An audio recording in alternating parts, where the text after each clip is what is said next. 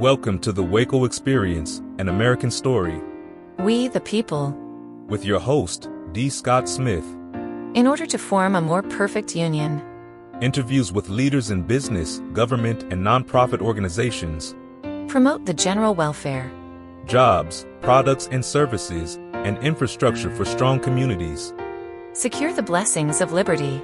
The WACO Experience is an American story, a story of communities across America. It is your story. Jimmy Chagra hired a man whose name is Charles V. Harrelson, who is Woody Harrelson's dad, and hired him to shoot Judge Wood in the back. D. Scott here, and this week on the WACO Experience, an American story, a bit of true crime. We're honored to hear from Congressman Pete Session. Today is part one of our conversation. The congressman was gracious and let me set up the portable studio in his district office. This program is made possible by our sponsors, Friends for Life, for over 35 years, providing services for seniors and those with disabilities. Learn more at friendsforlife.org. The Independent Planner, a notebook-style planner for independent thinkers and entrepreneurs. Try out the free AI-powered assistant at independent-planner.com. Chord Buddy, this Shark Tank winner is the world's best way to learn guitar. You'll be playing real music on a real guitar in minutes, available at chordbuddy.com. The Aspects of Aging weekly talk show with Christine A. Smith. Unscripted conversations with experts, providing products, services, and information about aging. Listen live at noon Central or to replays at agingbetternetwork.com. Biddy & Bowes Coffee, hot and cold beverages, and catering. Biddy & Bowes provides employment for people with disabilities. Visit them today at 110 Franklin in Waco. You can learn more about our sponsors and how your business can be featured as a sponsor at our website, thewacoexperience.com. I mentioned this as part one of our two-part conversation with Congressman Session, representing the 17th District of Texas to the U.S. Congress. He was born and raised in Waco. You're going to hear about his early days in the community, how scouting impacted his life, and we'll close this episode sharing stories of his father, Bill Sessions. And spoiler alert, you'll want to listen to the next episode. Stories of a father and a son, and a father and a son. And now, Congressman Pete Session. I'm so grateful to have the opportunity to come and sit down with you this day and talk about Waco, talk about Texas, talk about our country, the people that are coming together. And I always say, people who choose to live a life that makes a difference. You grew up here in Waco. You were born here in Waco, and your father was an attorney, and then a judge, and then some other things. And I want to talk about some of those as well and how that's influenced your life into public service. You've been involved in a lot of different communities. Yeah. It's the WACO experience, but it is an American story. What is being done in Waco, problems, the issues, the challenges are the same in communities across the country.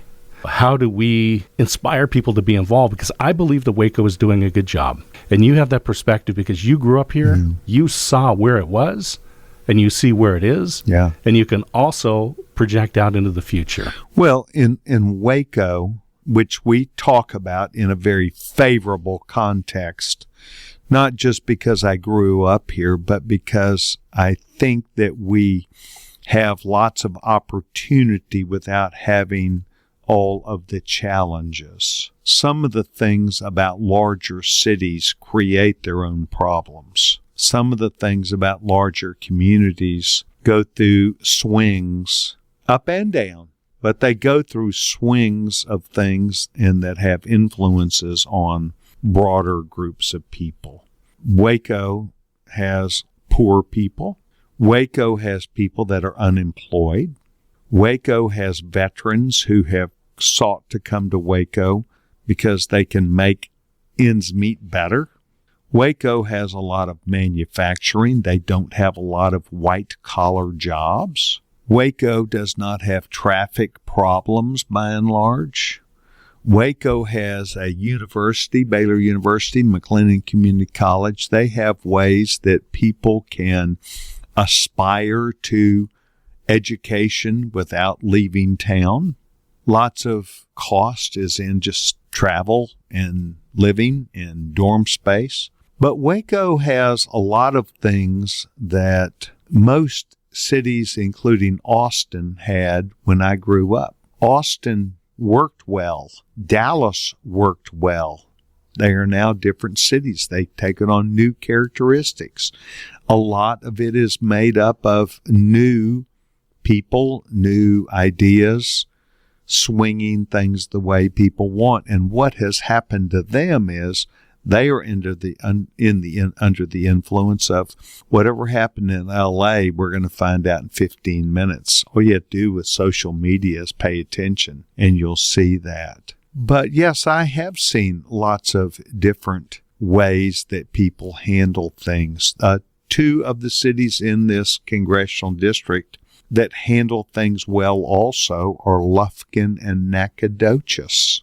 Those are communities that are smaller. The county, like McLennan County, is larger than Waco, but they have attributes of a lot of things being same or similar to them. So that's right. And I'm proud of Waco. And I think that if you asked me, do we want people to be a part of something that's a big city where no one really knows each other, where it has perhaps amenities and goods and services and a lot of other things, lots of traffic, the Dallas Cowboys, something always going on, a venue going on, where at some point that was less attractive to me. There are lots of things that come with, I call them riding the rail, lots of things that come on the same rail with bigger cities, and lots of things come on the rail with smaller cities. And one of them is where I grew up in Waco. We could be on our bikes all day long. I threw a paper route, 4th grade, all the way up. You still can do a lot of these things. You can still see the stars at night. And by the way, they're big and bright. But you can't always see them if you live in the city because the lights push out the light, the starlight. I think then it comes down to something we talk about, the American dream. And maybe that's somebody's dream to go to Dallas or go to a big city because it has a lot of things that we don't have, a lot of high tech. And sometimes to get where you want to go, you have to move other places. But if you're after quality of life, if you're after good, honest, decent people, I think Central Texas is still a great place. I believe Central Texas and East Texas, there's still an Americana that we have here. It's just very welcoming. When I was in the Air Force, I was in San Angelo, 90,000 people. You would have thought it was a town of 250. Just the nicest people ever. Now, it's over on the other side, over on West Texas, but still a nice place. I think it is. I think you can still drive here in Waco, Texas, and walk across the street, and cars will still stop for you, and please go ahead, and people see someone who might be in need and does something about it. I also think that there are things that big cities have that you don't want to invite to a smaller town. And perhaps we avoid some of those, perhaps we don't. There are fewer people living under the bridge here. There are fewer people at every corner. It's not a price you pay by living in a big city, but it is a price. Yeah, so it's a very interesting way to look at when you string together all these things. In fact, I did grow up here, went to St. Albans for kindergarten. Still remember out on Waco Drive, a day or two, not a lot, but I remember I could pick the classroom out that I was in, the playground. Ended up being in college with a guy that I was there with. His name is Bill Baird. His dad ran Mrs. Baird's Bakery here in Waco. We all knew that. You could smell it as you went over. I guess it was 17th or 18th Street. You could smell it, and it smelled good. Went to Providence Heights Elementary, have run into people that I went to school with, 1st through 6th grade there, Providence Heights. Then went across town to Tennyson Junior High. A couple guys there I still stay up with, a guy named Joe Etheridge, who is still a good friend of mine. We ran the same carpool. Ann Smedley, who's now married, her husband owns Smaltz, the sandwich shop. Tim Schrader, his dad was the Baylor baseball coach. Had really a fun time in junior high. Guy named Bland Cromwell, who is certainly well known by the business community here, went to 7th and 8th grade with me, and then ended up us going to Southwestern University and us being fraternity brothers. Yeah, beautiful, beautiful place. Did scouting here, became an Eagle Scout. Went to Camp Tahoyah down in Belton. Loved what we did here. I threw the paper out for the Waco News Tribune. Beautiful opportunity. Little brother, older brother, 2 parents. Let's talk about scouting for a moment. Good. Your father was an Eagle Scout. You're an Eagle Scout. Both of your sons, Eagle Scouts. All right. Not as popular today, scouting in general. I remember scouting when I was young. Wasn't something my son was interested in. But the lessons that you learn in that type of organization, my son found in high school sports, junior high, grade school sports from the coaches. But let's talk about the kind of leadership that you learn through scouting. I think it's a valuable lesson. The first thing you learn in scouting are the basics. One nation under God. We believe that America is a great place. We also I got into scouting, yes, because of my father. My father is an Eagle Scout. I wanted to be an Eagle Scout because I knew what kind of guy he was. I knew what kind of a man he was. I knew how he treated people. I knew what he had done. He was also an adventurer. I ended up going to Mount Everest with my dad. But I wanted to be a well-rounded kid. I was a smaller kid. I was about the smallest in 5th, 6th, 7th, 8th, and 9th grade. But I enjoyed hiking, camping, canoeing, enjoyed very much stargazing. I remember doing my 5-mile hikes, sometimes by myself, out at Lake Waco to the airport and back. Good troop. Troop 332 was 32. It turned into 332. Not a lot of people there, but certainly good adults. We learned skills that they don't have to learn anymore because they're not modern. Nobody learns Morse code anymore. We had to learn Morse code. A did I, B da did, C da did. We learned Camp Tahoyah a lot of things about how to jump in a pool and swim a mile. That was a pretty big challenge for a 6th grader. We learned a lot of things about each other and about yourself mostly. How you can come participate without being the biggest kid, how you can lend your skills to the team, and how the team can achieve more than it would have without the group. So we moved to Maryland in 1969. And he became what's called Chief of Government Operations, Criminal Division, Department of Justice. And so we moved to Maryland, and I joined scouting up there also.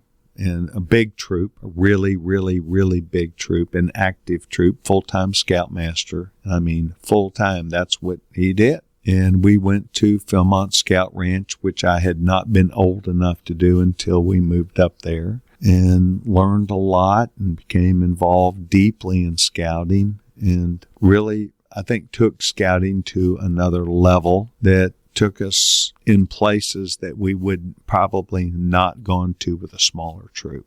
Had an opportunity when I graduated from college. I spent 16 years with AT&T. During part of this time, I moved 7 times with the company. One of those moves was to St. Louis, Missouri, where I was responsible for a piece of the business. And when I was there, I got promoted to what was called essentially Bell Labs. That was changing with divestiture, going to change with divestiture. When I was up there, I had a chance to get asked out of my church that I went to be a scoutmaster. Loved that. 30-year-old scoutmaster. Really energized the troop. did 50-mile hikes, took guys places that they enjoyed. The East Coast is way different. You literally do have 4 seasons. You literally do have a lot more kids that were involved in scouting. We grew the troop exponentially. Small town in New Jersey that really excelled and had a great time. I had 12 Eagle Scouts that I raised. Still know them, still stay up with them. That was 1989 that I left. The troop still goes on. They still know me. I still know, by and large, them, but I know our Eagles. They're now 55 years old, almost 60 years old. I turned 70 next year. So I was 30 and they were 16, 17, 18, so 15 years apart. So really a lot of fun, and it meant a lot to them. A couple of them, we worked with them to go to a military academy. But every one of them to this day remembers, it's kind of like remembering your third grade teacher. We had shared values, shared ideas. Really enjoyed scouting, still enjoy that. I stay active up in Congress, have done a number of things, lots of stories to tell about. At our 100th anniversary, getting a stamp that scouting would to celebrate that. My dad was very active. So really a lot of fun. I love scouting. Why isn't it as big today? Well, I think it is in certain places. It requires adults that are willing to spend time. And I go to church here in Waco, and our scout troop that is sponsored by the church has a boys troop and a girls troop. It's very healthy. They are not mixed. They are separate. So we have girls who are Eagle Scouts and boys that are Eagle Scouts. Yeah, I just like the leadership aspects that you learned, that your father, that your sons have learned, that the other folks that you took through the Eagle Scout program. And I wonder where that's coming from today. If the students, they don't have that opportunity, where are they going to find that type of leadership? And I will say that sense of accomplishment when you hit a level like Eagle Scout. No question. To be an Eagle, you have to complete your activities by the day you turn 18. You're not always the world's greatest at everything, but you are the world's greatest in knowing who you are and what you are. I still find in business today, as a member of Congress, when I run across an Eagle Scout, there's something genuine and real about them. They seem to have some bit of experience that places them in a little bit better position. But in fact, scouting has changed over the years, probably to its better. We now have lots of kids that we teach drones to. We're modern. We're more modern. I'm not saying we were not modern in 1969, but we are more modern today. It's harder to get a kid probably off a couch. It's probably harder to get a parent to come and recognize we need youth leaders. But there have been some things along the way that have, like all of life, that have detracted, where people are not sure how serious the program is. It is serious. It is a father-son experience. I was signing a letter today with a picture, and these 3 guys voluntarily had their guys around their dad's shoulder. So proud of them. It builds that deep opportunity, which I shared with my dad. So let's talk about your father. When I was looking up, and I found that he was the 4th director of the Federal Bureau of Investigation, FBI. That's quite an accomplishment. And I would imagine that had an influence on you choosing to go into public service yourself. It did. A profound way to look at it. I have older brother and little brother. They're lawyers. They lawyered with and about my dad and saw that as their opportunity. When you have a man who is an exceptional dad, an exceptional, just smart leader, good guy. Dad would kick the football with us. He ran track through college. He was a high jumper. He was a swimmer. He understood a lot of things, wanted to be involved in our life, and we wanted to involve him in our life. Dad, when we moved to Washington, knew that was a temporary assignment. We ended up moving then back to Texas to San Antonio. He became what's called U.S. Attorney. That's the lead Department of Justice official for, there's some 63 of them around the country. He had a huge area from Del Rio, Midland, Odessa, El Paso, Waco, Austin. Big area, lots going on. As the United States Attorney, had a lot of things that he was engaged in. You remember people used to hijack planes. He had a couple of those. He had huge drug cartels that DEA and the FBI were just learning about that. In 1974, after being U.S. Attorney for 2 years, we lived in San Antonio. He was appointed federal district judge by President Ford. He moved to El Paso. El Paso had a number of community issues and problems, which he was willing to take on with and for the community. One of them was they had an old jail that was used in varying ways, but one of them is if you popped off or did something bad out there, they were going to have you pay once you were incarcerated. And he did not like that. He's a big rules guy. He did not like, just because you're arrested, you didn't give up your rights. You should not be treated poorly. He made the community build a brand new jail, ordered that to be done. That wasn't real popular, but everybody knew it was a decision that needed to be done that should have happened 10 years before. When Dad was in El Paso, there was a man that lived out there. His name is Jimmy Chagra, and Jimmy Chagra ended up becoming the largest drug dealer in the United States of America. We've all seen Blow, the movie, and we saw a guy named George Young, I think, Jung, who was the person in the movie, but there were two others, and they, by and large, were West Coast, central part of the country, and East Coast. This guy, Jimmy Chagra, began landing B-17s and B-25s out in the middle of the desert. Made so much money, they just left the plane there, which they had bought in a government auction. And the DEA started finding these planes and sweeping them and finding out they had been full of marijuana. And they did more and more searching and looking. Federal government was getting ready to indict Jimmy Chagra for these millions of pounds of marijuana and other drugs that he would bring in the country. And the week before that, the federal district judge, John H. Wood Jr. from San Antonio, who was a judge ahead of my father, he had been appointed by President Nixon, took a stern view of drug dealing, tipped his hand, unfortunately, and before the indictment was announced, Jimmy Chagra hired a man whose name is Charles V. Harrelson, who is Woody Harrelson's dad, and hired him to shoot Judge Wood in the back in May of 1979. And Judge Wood was shot in the back and killed in San Antonio on Broadway Avenue. It put into shock every federal judge in the country.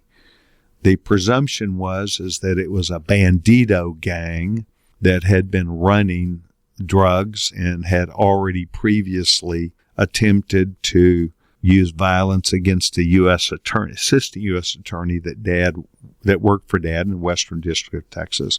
Well, now Dad was the judge out there, and because they had been investigating him, Dad could not handle the trial for illegal importation of thousands of pounds of hazardous drugs. When this happened, immediately it threw everybody into panic.